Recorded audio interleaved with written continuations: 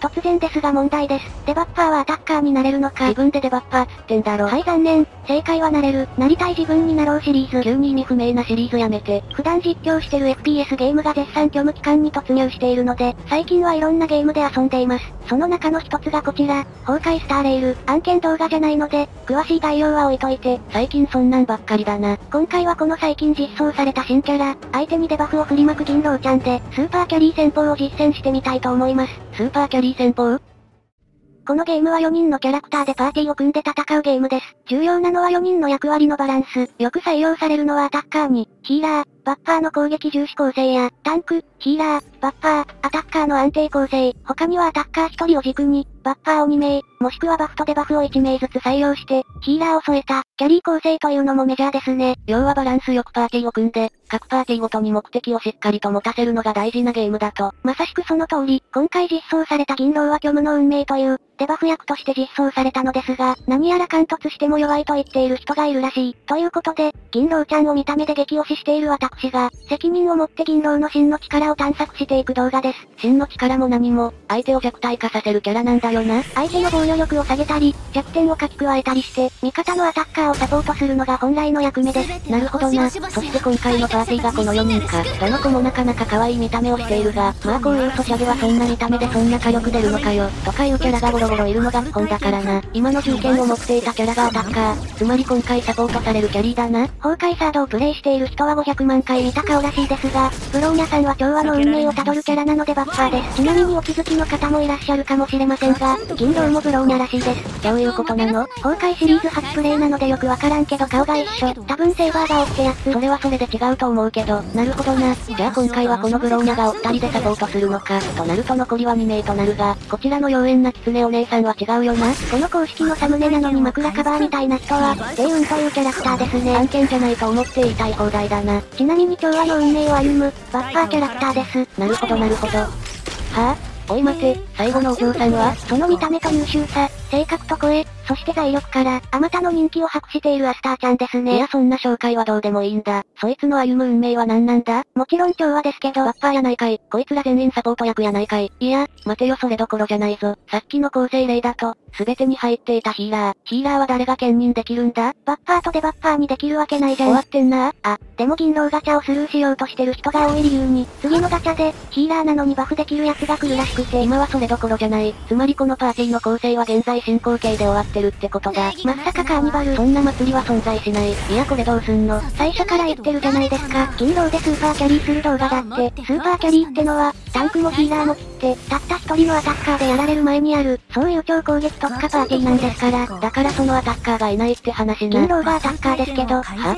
そいつってデバフキャラなんだよな。まあ見てくださいよ。このダメージを、33,789ダメージ。なかなかのもんでしょ？銀狼がいまいちパッとしないと言われる理由が、デバフキャラとしては、2突で完成しており、3突から貫突の6突までの性能が、なんかアタッカーみたいな成長するんですよね。これが噛み合ってないと判断されることが多くて、要は殴れるデバフ役、サブアタッカー役ってことか。けど中途半端に突を進めても弱いし、貫突させるのにいくらかかるんだって感じだし、ガチャに大金使って貫突しても、使ってみたら弱かったみたいなのを恐れて、結構見送ってる人が多いんですよね。いやそりゃ二の足踏むだろ。しかも次のガチャがなんだっけ？バフしながらヒールだっけ？噂によるとそうらしい。めっちゃ優秀そうですよね。しかもこのゲームリリースされたばかりで、回復役のキャラが2種類しかいなくて、サポーターは結構いろんなやつがいるから、どっちが欲しいかって言われたらヒーラーなんですよね。バフも兼任できるとなると、やっぱ銀狼はスルーしたくなるのか。となるとやはり見たくなるじゃないですか。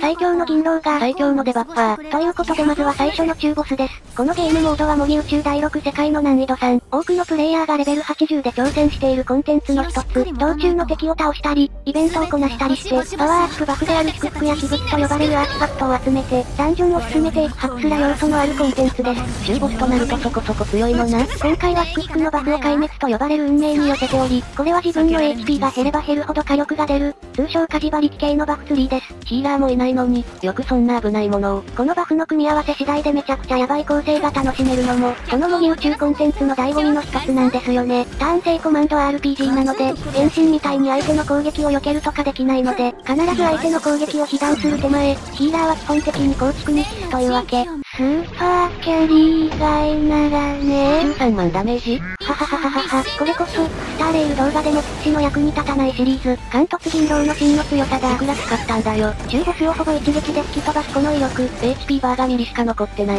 先ほど説明した通り、道中で拾える祝福の運が悪くて、現状ほとんどバフがかかってないので、素の銀狼のキャリーダメージということになります。ここからラスボスまでになんとかバフを揃えていって、ヒーラーもタンクもいないので、速攻でラスボスを落としきらねばなりません。この画面でバフを選択していたのか。そろそろ強いバフを拾っておかないと、次の中ボスであっけなく崩壊する可能性もある。これもキャラを強化するアイテムなんだな。正直かなり外れアイテムでしたね。まあバフもアイテムも完全に運なので、なんとかなるように祈りながら進みましょう。どこかで自分たちの HP もがっつり減らさないとなんだよな。ここでも選択肢でさっきのバフが手に入ったりするのか。マジでバフの揃い具合が最悪なので、少しでも引いていきます。一応探していた壊滅の運命のバフはありましたけど、キャラの HP が少ないほど、相手からのデバフを抵抗するという効果、火力には直結しないのでちょっと微妙ですね。と、ここでランダムで発生するイベント来た。戦闘ステージなのにイベントが発生したりするのか。デバフを獲得した状態で3回戦闘に勝利すると、デバフがバフに変わるというイベントなんですが、この戦闘ステージに雑魚戦が3回あるので、実質めちゃくちゃ強力なバフが手に入るボーナスステージ。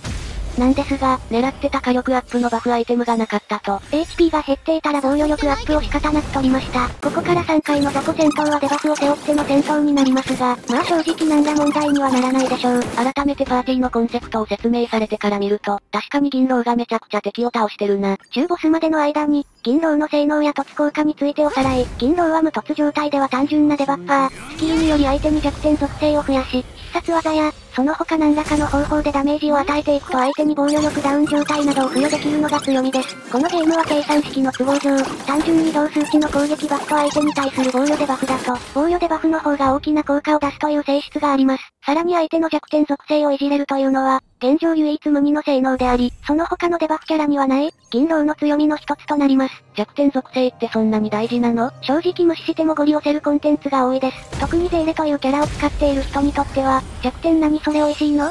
という反応をされる。なるほど。それで限定ガチャを回してまで銀狼をカットしようとする人が少ないのか。何度も言うように次のガチャでヤバそうなヒーラー控えてますからね。そんな弱点やデバフを色々埋め込める銀狼ですが、4突。つまりガチャから5体目を引いたあたりから顔つきが変わってきます。アタッカーを援護するはずのデバフキャラなのに、なぜか敵のデバフ数を参照して自分の火力を上げ始める。闇落ちした援護職の人みたいな。2突で相手のデバフ抵抗を下げる能力を獲得します。これは明確にデバフ役としての提供だな。いやこれ装備品でデバフ命中上げなくて良くなるので、攻撃用の装備品を装着できるので自己強化です。そういう解釈もあるのか。4突はこれ明確に必殺技の火力アップ。もはやデバフでもなんでもない。貫突はもう顔つきが完全にアタッカーのそれ。デバフ5個で最大火力か。そのデバフも防御下げたりしてるからね。つまり貫突のオーバーレイネットワークまで解放すると、レベル4の調和キャラを3体並べて、エクシーズ召喚することが可能。何のゲームの話してんの？ということで、顔つきが変わった銀狼を見る機会はなかなかないと思われますので、ぜひ2体目の中ボスもご覧いただきたい。要はデバフと路線を離れてしまった銀狼が、本当にどっちつかずの雑魚になってしまったのかどうかだな。まあ見てろって明治ブルガリアヨーグルト、下準備の間早送り。雑魚敵を倒したりしないといかんから時間がかかるな。とはいえ処理は早い方だと思いますけどね。バフをそこまで重ねなくても必殺でワンパン。まあデバフ埋め込みもこんなもんでいいでしょう。全運デバフもかけましたと。相手にはしっかり5種類のデバフがかかってて、銀狼もパーフェクトではないが、いろんなバフをもらってるな。先ほどの1ボスの13万ダメージから、どの程度進化したか見てみましょう。17万9547ダメージ。けど中ボスがめちゃくちゃ強くなったので、それでも HP の半分ぐらいしか飛ばない。ですがこのパーティーは銀狼スーパーキャリー編成。はぁ、必殺技でもないただのスキルで12万ダメージ？一発耐えられたなら2発ぶち込めばいいだけだよね。ちなみに、他のアタッカーキャラの相場ってどのぐらいなんだ？一番ぶっ壊れてるゼーレを例にとって出すと、キャリーされてない状態だと、通常攻撃1万ちょっと、スキルで2万から3万、必殺技がクリーンヒットして6万ダメージとかですね。それでもちゃんと育成されてる方の数値なので、このスーパーキャリー編成のバフと、銀狼のポテンシャルの凄さが伺えます。ちなみに当然ですけど、本職のアタッカーであるゼーレを、スーパーキャリーした方がダメージ出るんじゃね？って話は一旦置いといて、やっぱさすがにゼーレは超えない？アタッカーとデバッファーを単純比較するのがおかしいというか、瞬間的な必殺技のダメージだけならゼーレにも勝てるかも。ただ長いターン数で雑魚処理のスピードとかも考えると、さすがにゼーレが優勢かなって気はしますね。そこ張り合ってんの？そういう検証系動画は山ほど YouTube にあるので、うちのチャンネルで取り扱うわけもなく、要は銀狼を突き詰めていくと、並大抵のアタッカーでは太刀打ちできない、そういうことです。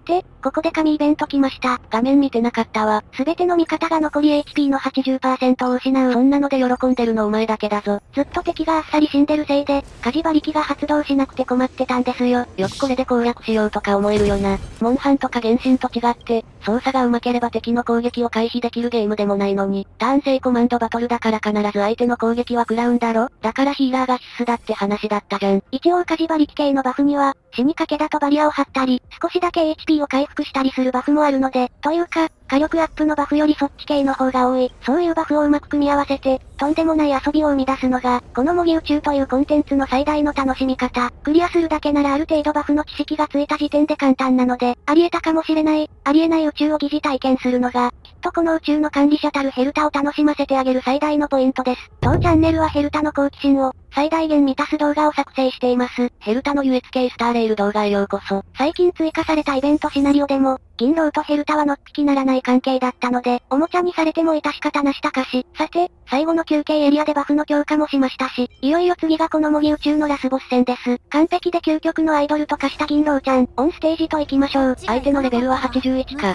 こっちよりも1高いんだな。当然ダメージカットがさっきの中ボスより強くなりますし、相手の体力は中ボスの2倍ぐらいで、HP バーが3本あります。上品死の状態で相手の HP バーを、こちらがやられるより先に3本削る。真の火力とは何かをご覧ください。まずはいつも通りバフをかけていくと。アスターの必殺技は速度アップバフ。味方の行動回数を増やしてくれる優秀な技です。ブローニャの必殺技は味方全体の火力とクリティカルダメージアップ。共に使い勝手のいい優秀な全体強化ですね。よかった。サポートキャラ全員顔つきがおかしいゲームかと思ったが、やっぱおかしいのは銀狼の方だったんだな。じゃなきゃ動画になんかしませんって。と、ここで雑魚召喚。味方の HP が少ない状態で攻撃されたので、オート反撃が発生して吹き飛びます。火事馬力強くない？人気なのは遵守の運命や、北条の運命ですが、優越、孫悟、壊滅なんかも書いてあることは強いです。さて、ある程度バフももらったので、相手のボスのカカリアにスキルを使ってデバフを埋め込みます。まだ4万ダメージか。いや、4万ダメージも大概すごいのか？ちょっと感覚がマッチしてきたかもしれん。模擬宇宙内では感覚はマッチするもの。まあとりあえず銀狼砲一発目を発射してみましょう。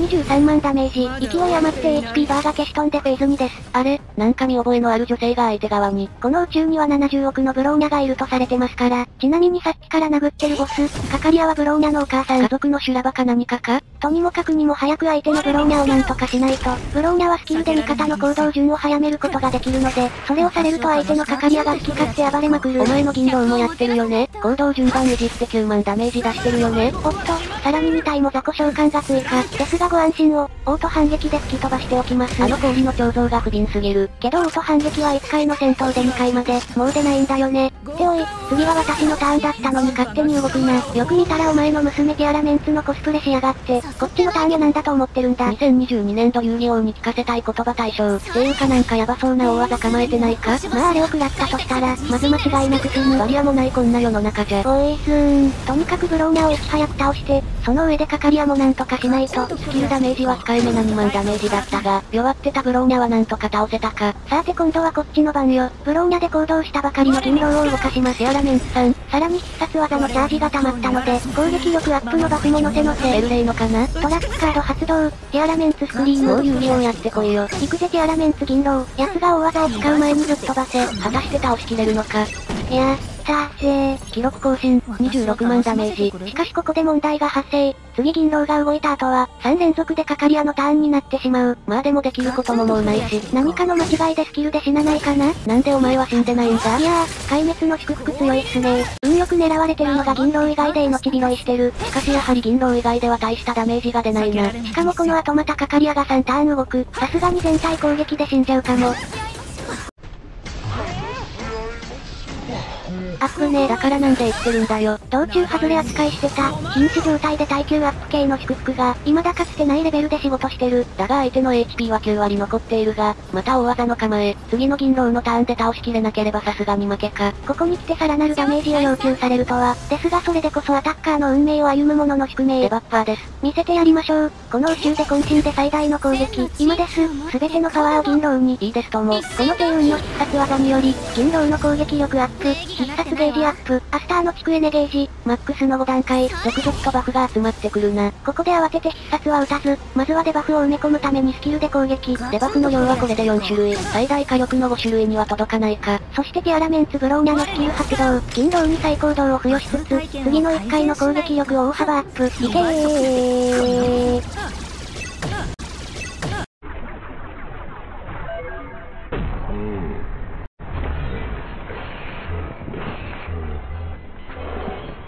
29万5340ダメージ、ワンパンです。マジでやっちゃったのか。ということで、見事銀狼のスーパーキャリー編成で、第6宇宙、難易度3をクリアに成功しました。ちなみに、バッファーを1人ヒーラーに変えるだけで、とてつもなく簡単にクリアできるので、こんな馬鹿げた構成はただの縛りプレイです。ですが、だからこそロマン溢れるダメージや、ギリギリで戦うスリルを味わえるのが、模擬宇宙というコンテンツの醍醐味。ぜひとも普通の攻略に飽きた人は試してみてはいかがでしょうか。誰もこんなバカなことしないだろ。なお今回は鬼物の運が悪かったので、実はまだまだ銀狼はダメージが出ます。ぜひ模擬宇宙史上最強銀狼を目指して挑戦してみてください。今回の動画はここまで。EST のワイプが来るまで、多分もう少し時間あるけどどうするんだ？こんな感じで虚無期間に遊んでるゲームを色々動画化してみようかと。動画にしてほしいゲームや、もう一度スタレ動画見たいみたいなコメントあれば、ワンチャン動画になるかもしれないので、皆さんのご意見お待ちしております。ご視聴、ありがとうございました。